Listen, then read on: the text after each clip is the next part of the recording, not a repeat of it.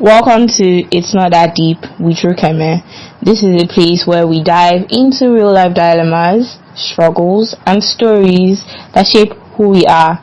Without getting lost in the heaviness of it all, I'm your host, Rukeme, and together we would unpack everyday challenges from personal identity to societal expectations with a fresh perspective that reminds us that sometimes it's not that deep.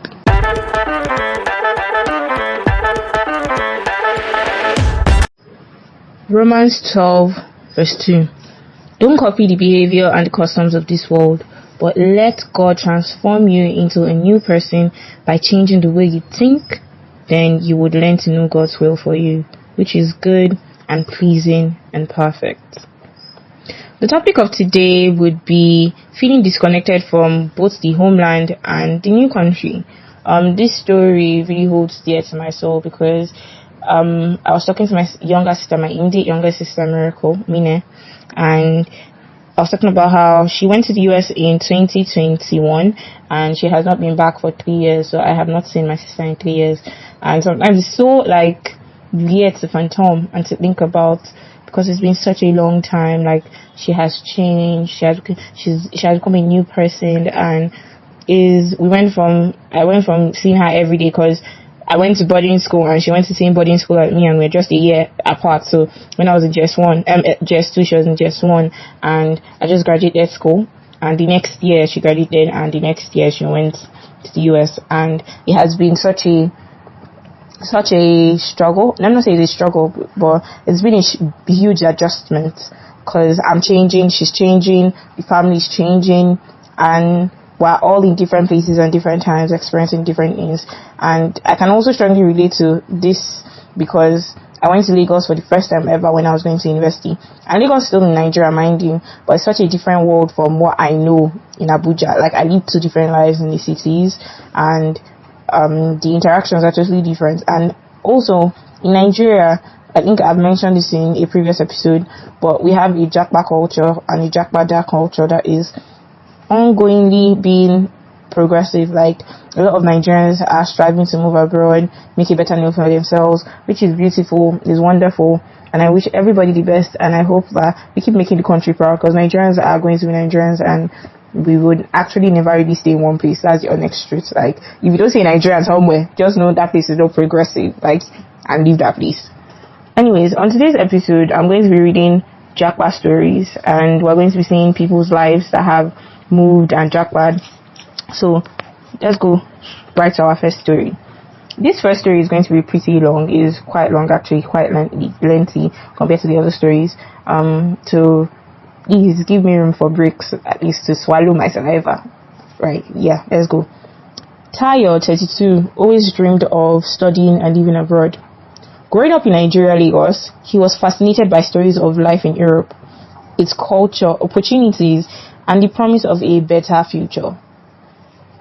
After saving for years, he finally secured a scholarship to study engineering in Germany.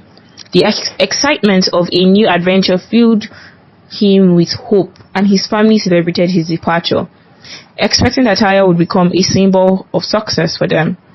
When he arrived in Germany, Tayo faced immediate challenges: language barriers, cultural differences, and the cold, both literal and metaphorical.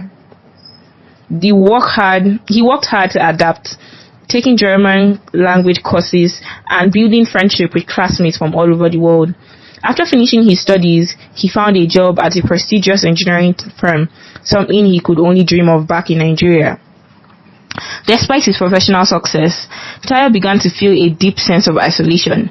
The cultural nuances in Germany were different from what he was used to. Simple conversation about family and food became complicated. He missed the loud communal gatherings of Lagos, the jollof rice shared at family functions, and the vibrant energy that seemed to pulse through the city. His new life in Germany felt quiet and at times lonely. When he returned to Nigeria for the first time after 3 years, Tayo expected to feel a sense of homecoming. But much to his surprise, Lagos felt foreign. The streets were chaotic in a way that no longer felt normal, and conversations with old friends were different.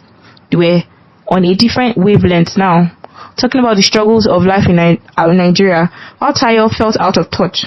The food tasted the same, but he noticed his palate had changed too. His family proudly introduced him as our son from abroad, but Tayo could sense the distance between them. His siblings asked him for advice on how to japa, but when he tried to share the reality of his experience abroad, they seemed disappointed. They expected tales of glory, not stories of loneliness. Tayo felt caught between two worlds. In Germany, he was the Nigerian immigrant, an outsider who would never fully belong, despite his efforts to assimilate. In Nigeria, he had become the guy from abroad, no longer fully part of the culture he grew up with. He was constantly switching identities, to Nigerian for Germany, to European for Nigeria. One evening, sitting alone in his apartment in Germany, Tayo reflected on his journey. He had gained much: a stable career, an education, new perspectives, but he had lost sense of home. He realized that home was no longer a place, but a feeling, something he could carry within himself, rather than tied to any one country. He began to see his Japa experience not as a loss, but as an evolution. His identity was now shaped by both Nigeria and Germany, and while he might not fully belong to either, he could take the best of both worlds. He could appreciate the order and structure of life in Germany, while cherishing the warmth and community of his Nigerian roots. Tayo decided to embrace his new identity as someone who exists between cultures. He stayed in Germany, but became more intentional about maintaining his connections to Nigeria, visiting more often and engaging with the Nigerian diaspora community in Europe. Slowly, he found peace with his place in the world, not born to one country, but belonging to both.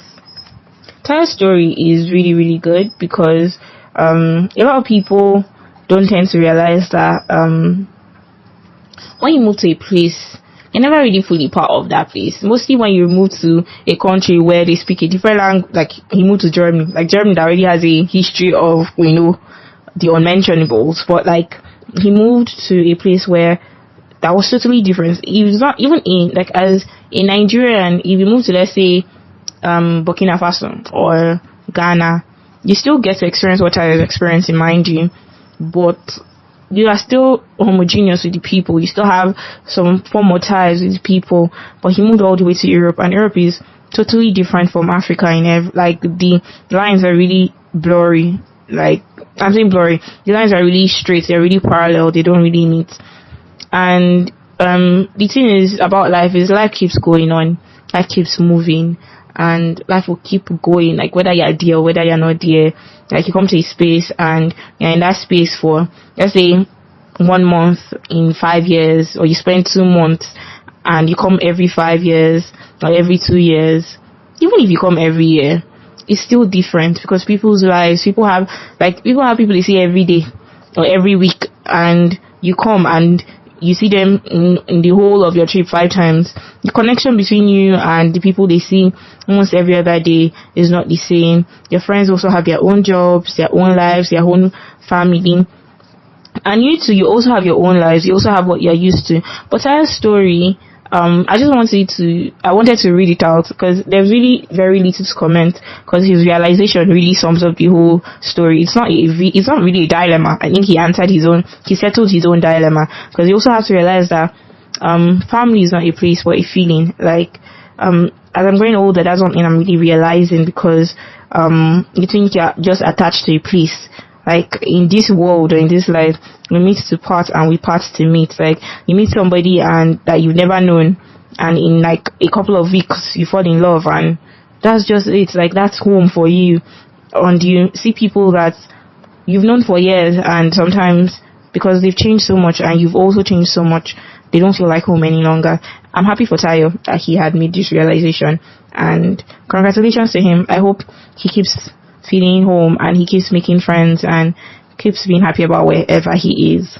So moving on to our next story, Lost in the Middle. Chinwe, 30 years old, moved from Nigeria to Canada 2 years ago for better job opportunities.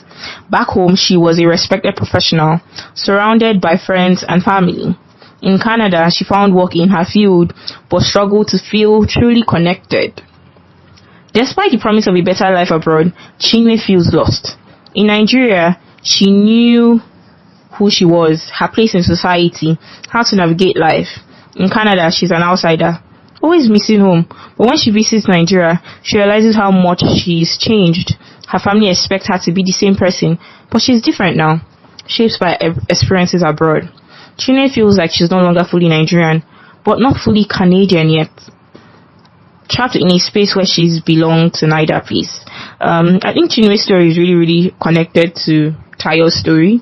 It is really the same thing, because in this particular story, there's no like aftermath of her dilemma. She's still facing her dilemma, but I think she can get to identify with what Tayo was going through, being in a different place. And in all honesty, right, it's not what they call the name.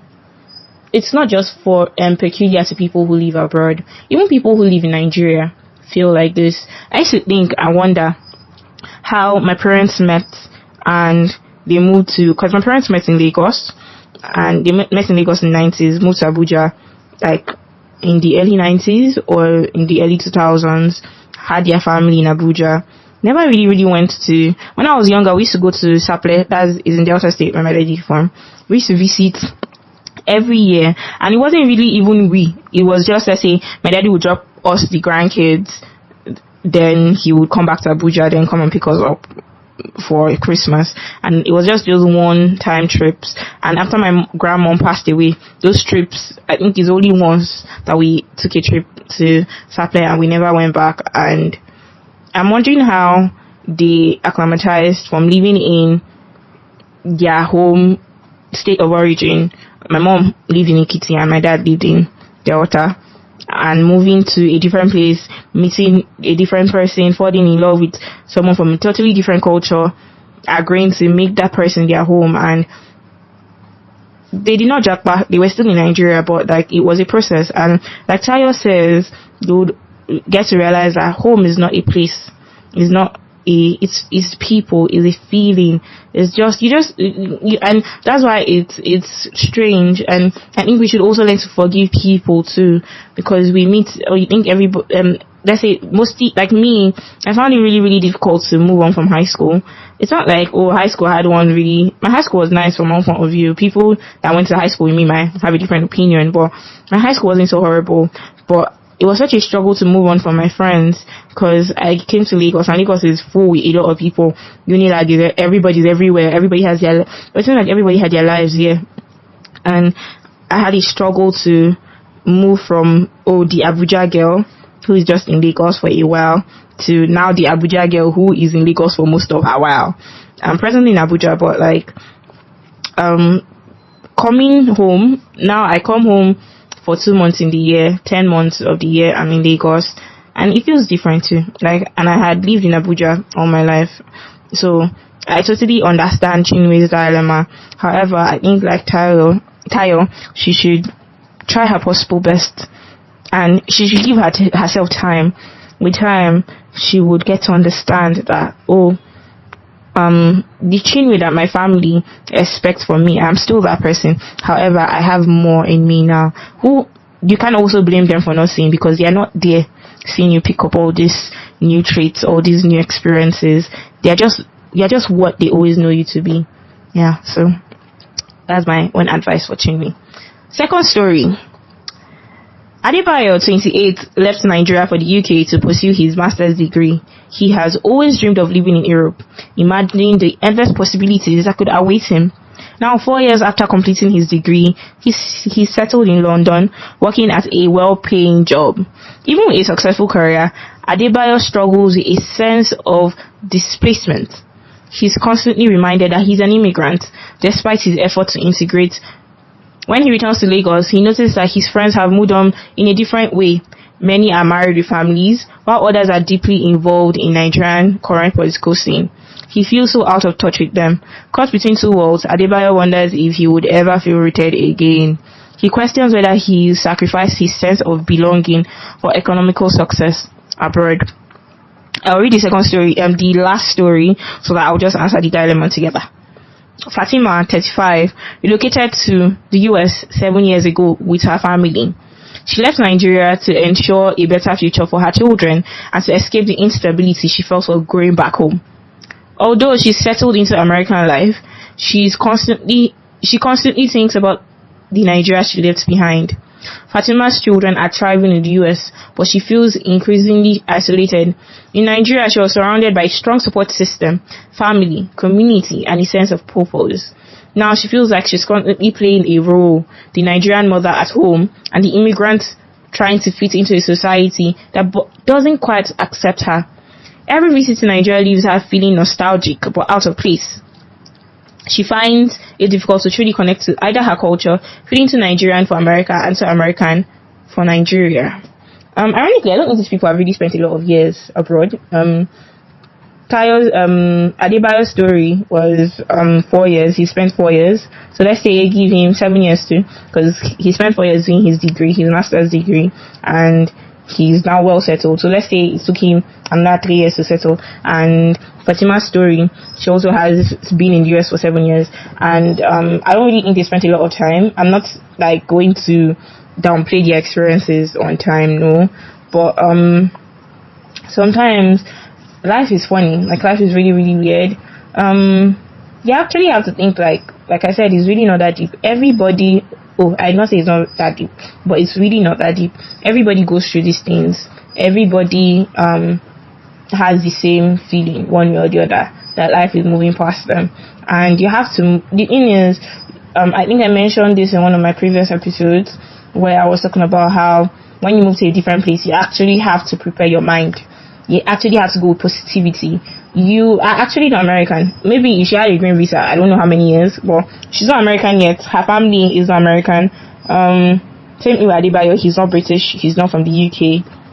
However, what they call the name, they are now Nigerian British, or he's now Nigerian British, and she's now Nigerian American. These are experiences that I think if you find a community, which is something really beautiful about being Nigerian too, we're such a populated country that we're everywhere, so there's most likely a community for you out there. And find people, find your niche, find what you enjoy, pick to be happy, like pick to be satisfied with your decisions, because sometimes you might never actually feel at home. Like, you might always feel foreign, and both where you stay and in your home country, but you have to pick to be happy, pick to feel among, pick to make that your home, pick to just be satisfied. And I hope it turns out well for each and every one of you, and I hope your lives remain blessed and beautiful. The literature for this episode is Americana by Chimamanda Ngozi Adichie. Ifemelu's experience in America. To be honest, I feel that Ifemelu was a caricature of Chimamanda's story, because Chimamanda was also that child that went abroad for school, stayed in the US for a while, but ended up moving back to Nigeria at some point. I don't think that presently she stays in the US still, but like, there is this, like I said, this is a Japa and Jakpada story, like, episode. There are people that the Japa, like, they come back, the IGJB, I just got back. Yeah, those people, you have this gang of people. And there was this story someone told me before I get to Ifemelu's experience in America. In the story, this woman had been in the UK for 15 years, and by the time she came back to Nigeria, a failure story. Like, a Nigerian said failure story. So I'm wondering how she must have felt. Like, she came back emptier than she left. And when she came back, in 2 years that she came back to Nigeria, she achieved what she would have achieved in 15 years, or what she should have achieved in 15 years in the UK. And it just goes to show that sometimes go with the Spirit of God. Like, some places are not just for you, some areas are not just for you. Like, there's this thing somebody told me one time, and it really stuck, and I've heard it in a lot of other places too. The grass is green where you water it. Nigeria is horrible, don't get me wrong. The economic downfall of Nigeria is really outrageous, but like, so is the economic downfall of the UK and the US. Like, a lot of countries are going through their economic trying times, and we just pray for grace and we pray for enablement. Back to Ifemelu's experience in America. Ifemelu is like a lot of Nigerian students, like my sister, who I shared at the earlier part of the episode, who left for university, like, who had always, I think it was a precedented culture. She came from a educationally elite family. She lived in UNN. This is just a background. Don't worry, I'm not spoiling the story for you. I think she even had to leave her lover back in Nigeria. But did she leave her lover? Yeah, she left him. Any which way, Ifemelu went to the US, a black Nigerian girl who never really thought of herself as black. She thought of herself as Igbo, the Igbo babe that was in UNN, grew up in the East and was Eastern in her full self. That was her full identity. But went to the US and realized that she was a black person. And she wasn't just a black person, she was a black African. She was African and was black. And the experiences she goes through, the experiences of being black, you would also see her experiences with how she handled identity as a black African woman, with her relationships, with her excitement about becoming an American citizen. However, Ifemelu still good. She came back to Nigeria at the end of the day, and I think that story would really, it's not something that I think it's something, it is something that everybody that wants to immigrate should read. So you would have like just a foretaste of what you're going to experience. It could be good, it could scare you, and it could also like rejuvenate you, but just to set your expectation. So that's the end of our stories for today. I hope you enjoyed the episode. I enjoyed the episode, by the way, because Nigeria is a really, really funny country. Thanks for tuning in to It's Not That Deep. Remember, life may throw tough decisions your way, but at the end of the day, it's all about finding balance, staying true to yourself. If you enjoyed today's episode, please be sure to subscribe, and share to people around you. They might like it too. This is a story that is really close to a lot of Nigerians' hearts. And also, yes, send your feedback, send your stories, your own dilemmas. I will leave all my socials in the description, and you can also share your stories and your dilemmas to our email at itsnotthatdeep.rukeme@gmail.com. It's not that deep .rukeme@gmail.com. It's not that deep .rukeme@gmail.com. Until next time, keep it light, keep it real, and remember, sometimes it's really not that deep.